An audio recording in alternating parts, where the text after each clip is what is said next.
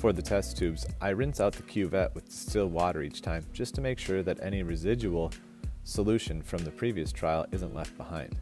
As you can see, I also make sure that I wipe down the sides of the cuvette with a little bit of wipe to make sure that any fingerprints don't get on the outside of the cuvette, which could affect my absorbance values. So once again, I'm going to speed up the video now because, as you can see, this is pretty repetitive. I start with the first test tube, move on to the second, move on to the third, move on to the fourth, and then finally I take a final absorbance reading of my standard solution, and I make sure that I jot down each one of those absorbance values into my data table, and then I'm going to use that data in order to perform my calculations and see if I can calculate the equilibrium constant for this experiment.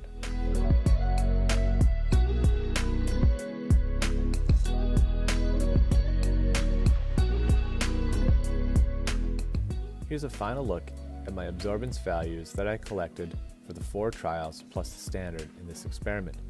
As you can see, the absorbance values get a little bit higher with each test tube, the highest being the standard. And you'd expect that because the standard was the darkest colored red solution of the 5. You're going to use these numbers and the calculations for the concentrations to create a little ice table and see if you can figure out the equilibrium concentrations of each one of these. And if you know the equilibrium concentrations of each one of these chemicals, then you can calculate the K constant. It's also important to note the temperature because, as we learned in class, each equilibrium constant is associated with a specific temperature. Now, the temperature in the room was 19.8, and that really doesn't matter. It's just important that we identify the constants with a particular temperature.